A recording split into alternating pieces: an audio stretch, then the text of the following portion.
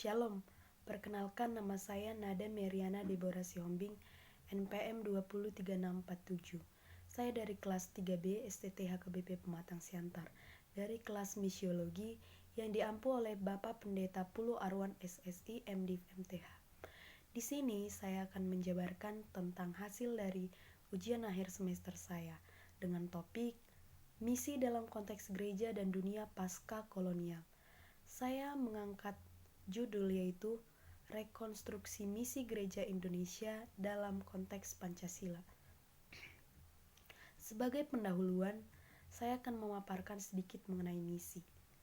Misi menjadi sebuah tugas yang diemban oleh gereja dan dilihat sebagai sebuah perintah langsung dari Allah, di mana Allah sendirilah yang bertindak sebagai subjek segala pengutusan, terutama pengutusan anaknya. Gereja sebagai tempat persekutuan dapat mempraktekkan model eklesiologi yang dapat mempraktekkan proses pendidikan. Gereja dalam melakukan misi tak lain ialah untuk memulihkan hubungan Allah dengan manusia dan menjadi rancangan Allah untuk menciptakan shalom di tengah-tengah dunia. Misi gereja merupakan segala kegiatan gerejawi yang dilakukan untuk mencapai cita-cita yang dinyatakan oleh Tuhan Yesus agar tidak ada lagi domba yang hilang, tetapi diselamatkan dan semuanya menjadi satu. Gereja harus mampu menjalankan misi dari Allah di dalam dunia ini. Gereja mewujudkan Injil di antara suku dan bangsa, mengumpulkan orang-orang percaya, membentuk suatu persekutuan, menuntut ke dalam iman yang kokoh, melatih jemaat dalam pekabaran Injil, dan mengajarkan amanat Yesus kepada setiap jemaat supaya siap untuk diutus dan menjadi duta-duta Kristus ke seluruh dunia. Sebagaimana panggilan gereja terbagi menjadi 3, yaitu marturia atau bersaksi, koinonia atau bersekutu, dan diakonia atau melayani. Misi gereja di seluruh dunia pada dasarnya adalah sama dan tidak akan pernah berubah, karena misi yang diwariskan dan dipercayakan Kristus bagi gereja di seluruh dunia adalah satu, yaitu untuk melanjutkan misi Kristus, yang adalah juga misi Allah. Lalu bagaimanakah aktualisasi atau rekonstruksi misi gereja Indonesia dari perspektif Pancasila, di mana gereja lahir di tengah-tengah negara yang memiliki keberagaman iman? Bagaimana hakikat misi Injil dilihat dengan kacamata Indonesia? Misi gereja di Indonesia yang tidak sejalan dengan cita-cita dan kesadaran bersama Indonesia akan membuat gereja-gereja di Indonesia mengalami kesulitan dan mengemban misi yang dibebankan Tuhan di negara ini. Nah, mari kita mempelajari tentang pembahasan dari ujian saya ini. Misi gereja adalah menghadirkan kerajaan Allah di bumi, sehingga gereja Indonesia patut membangun kembali model misi yang kontekstual di Indonesia, yakni misi gereja yang mengekspresikan kenyataan sosial dari kemasyarakatan Indonesia, seperti kemajemukan agama. Sebagai jalan untuk terciptanya transformasi sosial dan sekaligus mengaktualisasikan nilai-nilai keindonesiaan yang tertuang dalam Pancasila, selagi nilai itu tidak berseberangan dengan nilai-nilai kerajaan Allah. Dalam membangun kembali misi gereja dalam hal pluralitas agama di Indonesia, maka perlu dipahami model-model yang telah ada, seperti yang pertama yaitu model misi eksklusivisme, yang merupakan model misi yang menekankan partikularitas keselamatan Allah dalam Kristus, tetapi mengabaikan universalitas keselamatan Allah bagi dunia. Eksklusivisme telah menegakkan premis dasar kekristenan bahwa keselamatan merupakan anugerah Allah semata yang telah dinyatakan di dalam Yesus Kristus. Tetapi eksklusivisme terlalu sempit dalam melihat kristologi di dalam Alkitab, padahal terdapat kristologi yang sangat majemuk. Eksklusivisme memandang kekristenan sebagai agama yang benar oleh sebab keselamatan Allah di dalam Kristus, tetapi ia tidak memberikan tempat untuk pemahaman faktual agama lainnya. Bahkan agama-agama lain sering dianggap negatif. Yang kedua adalah misi inklusivisme. Di satu pihak ialah menghargai keberagaman agama karena agama lain juga mendatangkan keselamatan. Namun di sisi lain, inklusivisme juga berpendirian bahwa pernyataan Allah dalam agama-agama lain itu tidak lengkap dan tidak utuh, karena pernyataan tersebut tanpa Kristus. Pandangan inklusivisme seperti itu merupakan suatu bentuk imperialisme teologis dan mengandung sikap yang tidak jujur dan tidak menghargai entitas agama lain. Yang ketiga yaitu model misi pluralisme.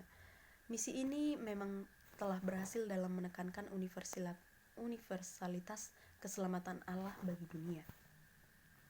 Dengan berpijak pada premis dasar yang bersifat teosentris, di mana kehendak Allah menyelamatkan seluruh manusia.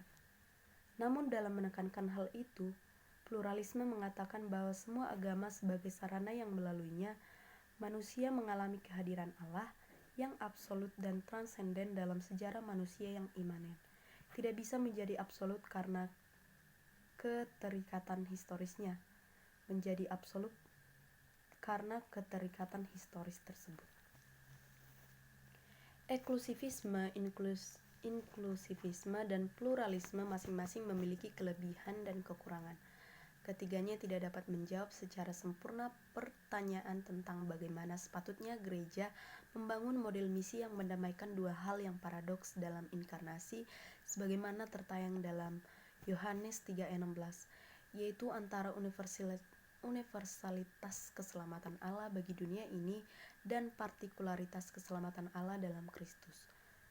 Berangkat dari kelebihan dan kekurangan dari model misi inklusivisme, dan pluralisme, dan dalam rangka membangun model misi yang relevan dengan kemajemukan agama tanpa mengorbankan keunikan Kristus yang daripadanya gereja menerima tugas perutusan. John A. Tytlee, seorang teolog Indonesia yang berteologi ala Indonesia, tidak sekadar berteologi di Indonesia, memunculkan model misi transformatif. Mengawali teori misi transformatifnya, Tytlee memaparkan bahwa setiap agama, terutama agama-agama yang disebut agama dunia, memiliki tuntunan keagamaan yang misiologis sifatnya, yaitu keharusan untuk meneruskan kebenaran-kebenaran kepada orang lain yang belum memiliki kebenaran serupa, melalui tindak siar agama baik langsung maupun tidak langsung. Kalau bukan karena adanya kewajiban misiologis ini, maka kekristenan tidak akan dijumpai di Indonesia. Tindakan siar agama bagi Tytlee adalah suatu yang tidak bisa diingkari, karena tanpa dimensi itu kehidupan beragama akan menjadi mubazir. Melakukan misi adalah bagian hakiki dari kehidupan beragama seseorang. Mengingkarinya pada dasarnya mengingkari hakikat agama itu sendiri. Lebih jauh, Tytlee mengatakan tindak siar agama yang bersifat hakiki itu tidak masalah untuk dilakukan di mana saja dan kapan saja. Ia bisa dinampakkan oleh para pemeluk agama dalam perilaku mereka sehari-hari, baik dalam kehidupan beragama maupun dalam kehidupan sosial, politik, dan ekonomi. Yang menjadi masalah adalah bagaimana misi itu sepatutnya dilaksanakan. Pemikiran tentang cara misi itu lebih menunjuk kepada pemikiran yang serius tentang hakikat misi dan rekonstruksi misi, tentang apa yang harus diberitakan dalam misi itu dan bagaimana hal itu harus diberitakan dalam suatu konteks sosial, dalam rangka memahami hakikat misi agama dan dalam rangka merekonstruksi misi agama. Menurut Tytlee, kita harus mendekati dan memposisikan bahwa agama itu dalam dirinya memiliki sisi ilahi dan juga sisi manusiawi yang sosial sifatnya. Dalam proses yang demikian, bukannya tidak mungkin terjadi bahwa pada suatu saat tertentu pengaruh dari faktor sosial budaya itu semakin kuat, sehingga keinginan manusia lalu dirumuskan dengan bahasa ilahi. Akibat dari keadaan ini, atas nama agama tertentu sekelompok manusia tertentu bisa bertindak tidak adil terhadap kelompok manusia yang lainnya. Bertolak dari analisis ini, Tytlee mengingatkan bahwa faktor sosial, historis, dan budaya yang manusiawi sifatnya tidak boleh diabaikan dalam penghayatan terhadap agama itu. Ketidaksadaran terhadap faktor ini dapat mengakibatkan tumbuhnya fanatisme buta dalam kehidupan beragama yang tidak menolong umat beragama untuk mengagungkan kemanusiaan, kesatuan, dan kesetaraan. Menurut Taiteli, dalam rangka kehidupan beragama yang memuliakan kemanusiaan, kesatuan dan kesetaraan, pemahaman yang sadar terhadap konteks sosial, historik dan budaya tempat agama itu tumbuh dan dikembangkan. Demikian juga pengembangan dalam suatu konteks sosial, historik, dan budaya yang baru menjadi sangat penting. Hal itu dikatakan demikian karena dalam pengamatan Taiteli, ketidaksadaran terhadap realitas sosial dari agama itulah yang melahirkan perasaan superioritas agama-agama tertentu terhadap agama lainnya, yang kemudian menjadi salah satu penyebab munculnya konflik-konflik agama.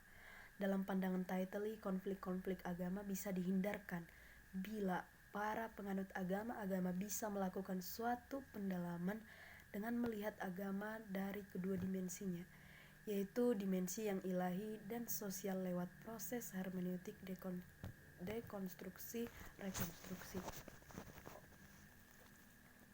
Berangkat dari pandangan ini, Taiteli menegaskan bahwa misi agama yang hanya memperhatikan dimensi ilahi dari agama tetapi tidak memperhatikan sisi sosial, historik dan budaya, baik dari masyarakat tempat lahirnya agama itu maupun masyarakat tempat dikembangkannya lebih lanjut agama tersebut, akan menghasilkan perilaku beragama yang sempit dan destruktif, serta akan membuat umat beragama memproyeksikan suatu kehidupan beragama yang realistik. Memahami agama dengan pendekatan atau proses hermeneutik rekonstruksi oleh Taiteli dikatakan bahwa itu bisa menghindarkan pemeluk agama dari penyimpangan pemahaman atau makna agama. Taiteli memberikan contoh tentang kekristenan yang berkembang dalam pengakuan budaya barat yang dipengaruhi oleh budaya Judeo dan Helenis. Adapun perintah Yesus Kristus agar murid-muridnya mengabarkan Injil dan menjadikan semua bangsa itu muridnya, dan membaptiskan mereka dalam nama Bapa dan Anak dan Roh Kudus, seperti yang tertulis dalam Matius 28 ayat 19.